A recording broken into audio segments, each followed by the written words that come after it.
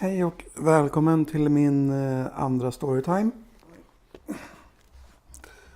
Det här är mina barnläkarjournaler från Västerås och Uppsala. Jag har läst igenom alltihopa det här och sammanfattat. Så jag tänkte försöka berätta för er om min ovanliga diagnos sakral agenesi eller kaudalt regressionssyndrom. Jag ska försöka berätta hur ovanlig. Tyvärr så måste jag läsa innantill vissa saker. Nu ska vi se det här med hur många som föds.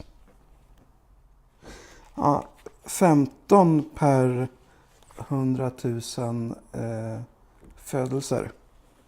Så den är extremt ovanlig. Jag tänkte i den här storytimen visa lite bilder på mig och försöka då kortfattat berätta om hur jag är och vem jag är och vad som fungerar och vad som inte fungerar. Det jag föddes kallas för en diabetesfetopati och det tror jag är benämning på någonting som man får av att mamman har diabetes. Jag tänkte att vi börjar väl med där det började 1981. Och jag tänkte visa den absolut första journalanteckningen 1981. När jag precis hade blivit förlöst och överlämnades då till neonatalavdelningen i Västerås som fick börja jobba med mig. Jag var nummer 7 med den här funktionsnedsättningen i Sverige 1981. Vi kan väl börja uppifrån och ner då. Från början när jag var nyfödd så gjorde man en datortomografi av mitt huvud och då hittade man ett hålrum längst bak här på höger sida av skallen. De satte diagnosen som heter porencefali. Och det är en förändring i hjärnan som har en diameter på 3 gånger 2 centimeter. Det här ska jag försöka utreda nu i vuxen ålder hur det här har påverkat mig och vad som kan påverka mig i framtiden på grund av det här hålrummet eller cystan eller vad det nu är. Det verkar ha fallit bort från när man gick från papperskopior till digital journalföring, den här diagnosen. Så den har jag kontaktat neurologen i Västerås om och de skulle se över min vårdbegäran och höra av sig om det var aktuellt med att jag får komma till dem och prata om det här hålrummet. Men man kan ju undra vad det är som fattas. Alltså vad i hjärnan, vad jag inte har. Om vi fortsätter längre ner så har jag en förstorad bröstkorg. Jag har 13 par revben istället för 12. Det här är en funktionsnedsättning som är ungefär som ryggmärgsbråck, alltså det har med ryggraden att göra. Jag tänkte lägga in en liten bild för att visa hur ryggraden ser ut. Ryggraden består av en hel del massa kotor. 33 stycken.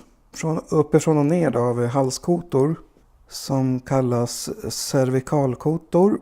Och de har vi 7 stycken av. Och de benämns C1 till C7. Efter halskotorna så har vi bröstkotor som kallas torakalkotor. Och de har vi 12 stycken av. Och de benämns TH1 till TH12. Varav min TH1, alltså min översta bröstkota, är förstorad. Ländkotor då, som kallas lumbalkotor. De har vi 5 stycken av och de benämns L1 till L5 och näst längst ner har vi sakralkotor. De har vi också 5 stycken av som benämns S1 till S5. Och längst ner så har vi svansbenet som består av 4 stycken kotor som sitter ihop. Och min ryggrad slutar vid L4. Så jag har bara 3 eller 4 ländkotor. Sen har inte jag så mycket mer. Därför så är jag kortvuxen. Jag är bara 150 cm lång. Jag har inga sakralkotor och ingen svanskota. Och det är där alla nerver går ner till både blåsa och tarm och ben. Så att hela den biten är ju berörd. Jag har en så kallad neurogen blås- och tarmfunktionsrubbning. Min gamla urinblåsa rymde 20 milliliter som är typ sådär. Vilket gjorde att jag läckte hela tiden. Så jag hade blöja fram tills jag var 13 år. När jag var 13 så opererade de in en urostomi, en koksreservoar. Som innebär att man tar en del av tarmen och gör en urinblåsa av den och sätter den innanför magen. Jag har den på höger sida. Min stjärt är missbildad och det är väl på grund av att varken sakralkotorna eller svanskotan finns där. Jag har smala och missbildade underben. Här kommer bilder på dem. Det är så kallade pareser i underbenen. Påtagligt atrofisk underbensmuskulatur. Det betyder alltså att musklerna i underbenen är försvagade. Och mina fötter är felställda och missbildade. Jag har benskenor för att kunna gå bättre och även för att skydda fötterna från frakturer. Jag har en benskörhet och den upptäckte man 1985 när man gjorde en höftröntgen. Där står att i journalen att jag har nedsatt mineralisering av vänster höft. Och det här bekräftades förra året då jag gjorde en bentäthetsmätning. Jag är överkänslig mot kontrastmedel som man använder vid röntgenundersökningar. Vilket av någon anledning inte står med i nuvarande journalsystem.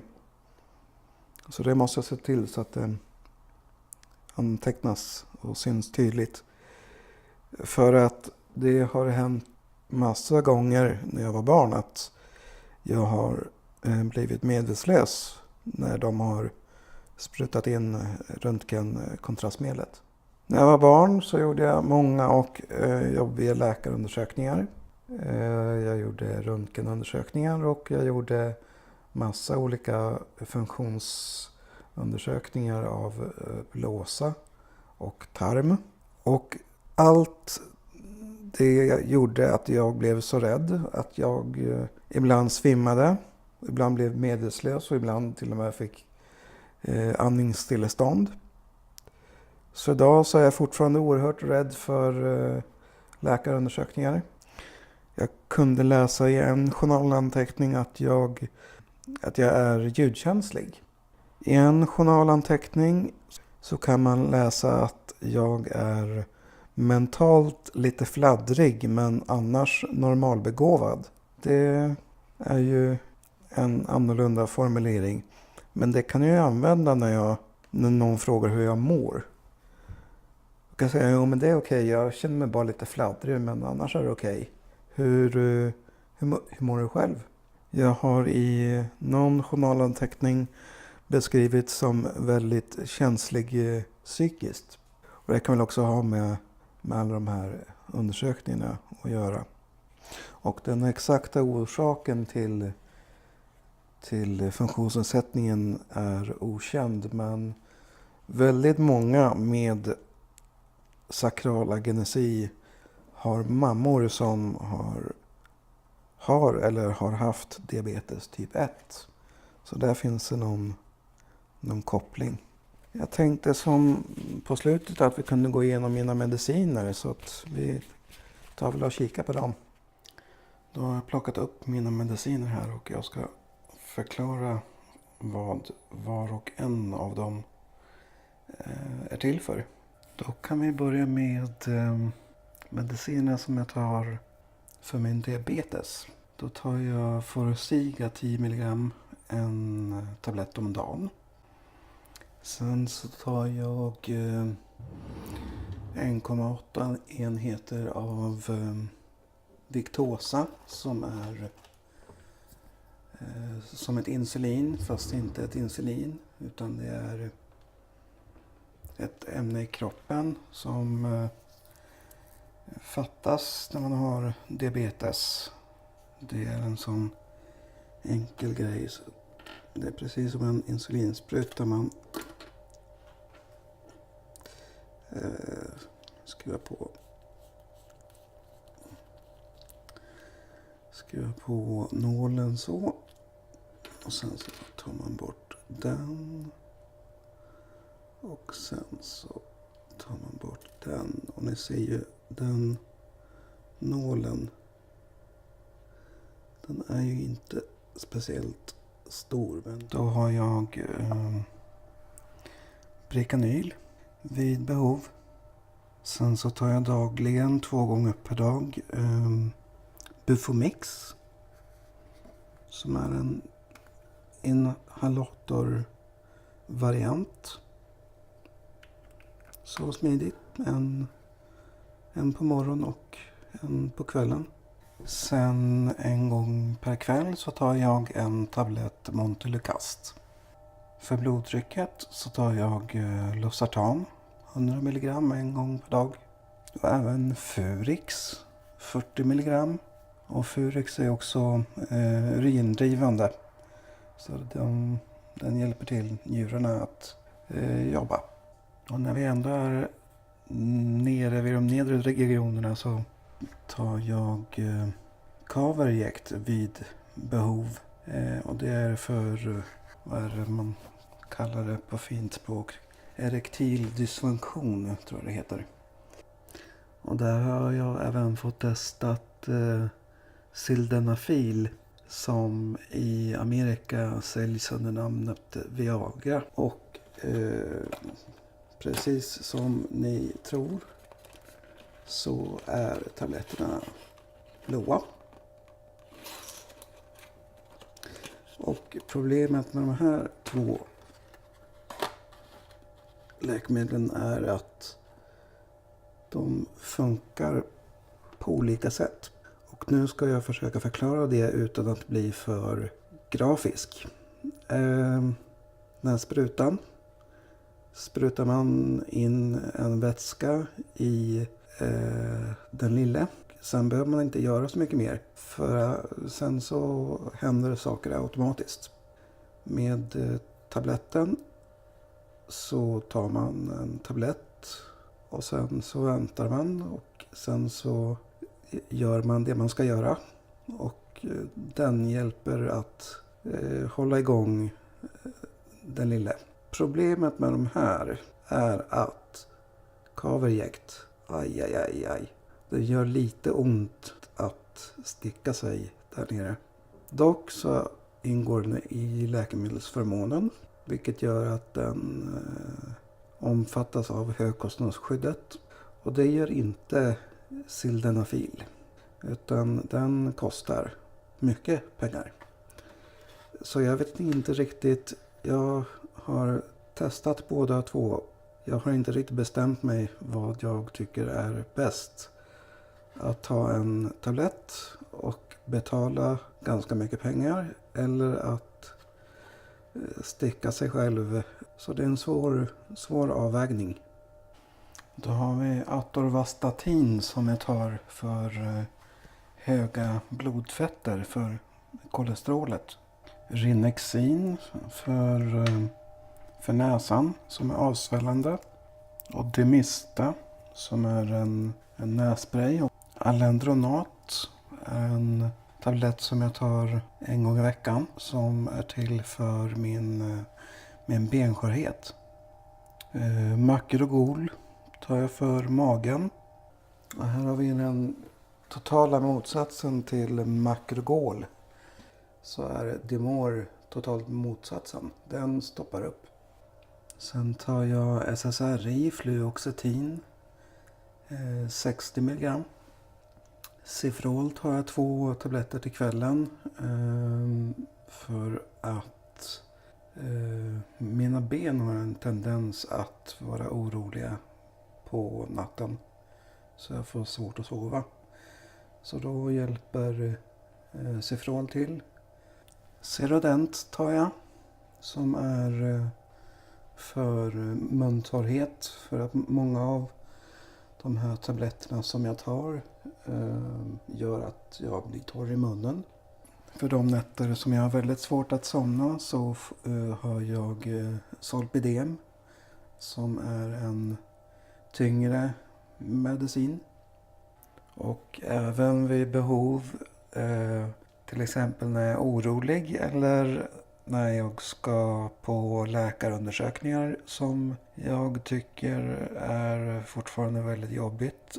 Jag har ju berättat om det här i filmen. Om mina traumatiska upplevelser från barndomen. Så då har jag fått diazepam utskrivet. Även kallat Stesolid. Som är en benzodiazepin. Och tillhör då de tyngre medicinerna. Den är narkotikaklassad till och med. Paracetamol, Alvedon 665 mg är receptbelagt. Som är en vanlig paracetamoltablett fast med en modifierad frisättning och lite starkare. Och för att då min mage ska klara alla de här olika medicinerna som jag tar dagligen så tar jag Omeprazol 40 mg. Och förutom då sakralagenesi och den här diagnosen som hette något konstigt, forencefali tror jag att den heter, så har jag även fått diabetes typ 2. Jag har astma. Jag har hypertoni, alltså högt blodtryck, högt kolesterol. Jag kan väl också visa en röntgenbild på min vänstra fotled. Så då får ni i varje fall se en liten bit av mitt skelett.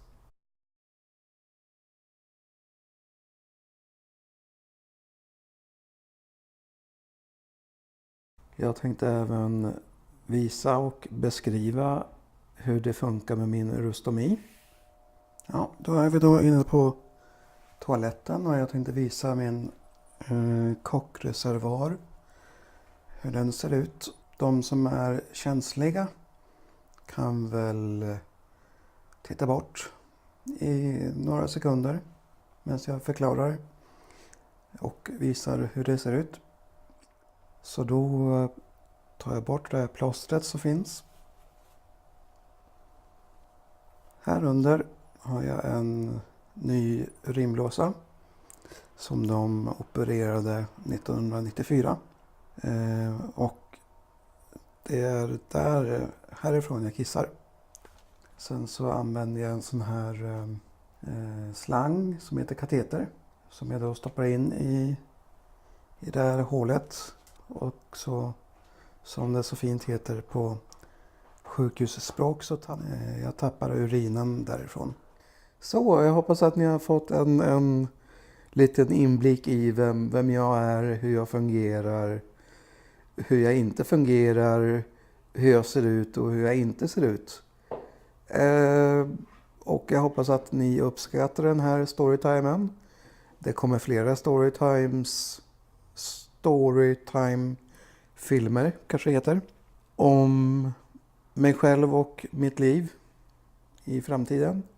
Gillar ni den här filmen får ni gärna göra tummen upp. Har ni några frågor om den här diagnosen, hur saker funkar eller inte funkar, så får ni gärna skriva en kommentar här nere i kommentarsfältet. Gillar ni Carros och mina filmer, våra storytimes, våra vardagsvloggar, våra resevloggar och tester, så prenumerera gärna på vår kanal. Då ses vi i nästa film, så jag kan väl bara säga god kväll och god natt. Så ses vi.